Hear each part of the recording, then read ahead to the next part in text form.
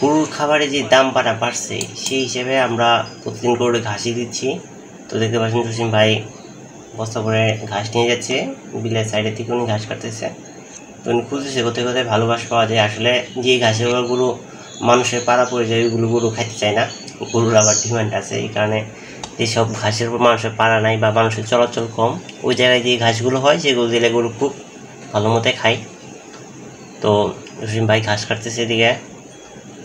আমি আসছিলাম কীরকম বস্তা ভরানো হয়েছে, ঘাস কীরকম হয়েছে দেখার জন্য, গরুর জন্য ঘাস নেওয়ার জন্য। তো এখন দেখা যাক উনি এই যে কাটতেছে ঘাস।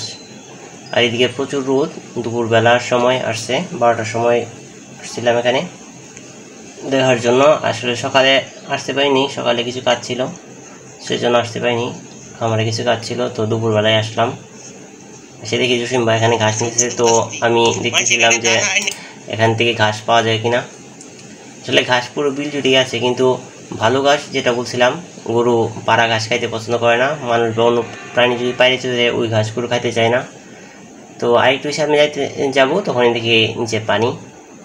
তো এই ধানগুলো করা হয়েছে এবার, ধানগুলো এখনও পাকেনি, ধানগুলো পাকলে এই জায়গাটা খালি হয়ে যাবে। অনেকে ওই দিক দিয়ে ধান উড়াচ্ছেও, আবার খেরলা এড়ে দিচ্ছে। আর এদিকে উনি ঘাস কাটতেছে, বস্তা প্রায় ভরে গেছে, উনি হয়তো আবার চলে যাবে। আমি হয়তো বিকালের দিকে আসতে পারি আবার ঘাসগুলো করার জন্য। জসিম ভাই ঘাস কাটতেছে।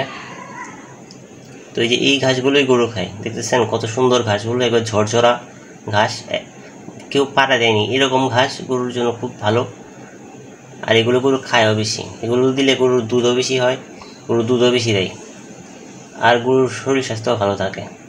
তো যাদের বাড়ি বিলের আশেপাশে বা এরকম নদীর আশেপাশে তারা অবশ্যই এইসব ঘাস দিবেন, মানে যেখানে মানুষের পাড়া পড়েনি, তাহলে গরু অবশ্যই সুস্থ থাকবে আর গরু ভালো থাকবে।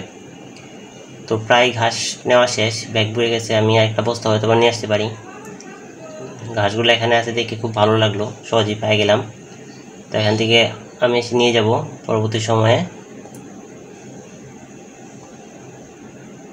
তো সবাই ভালো থাকবেন, সুস্থ থাকবেন, আল্লাহ হাফেজ।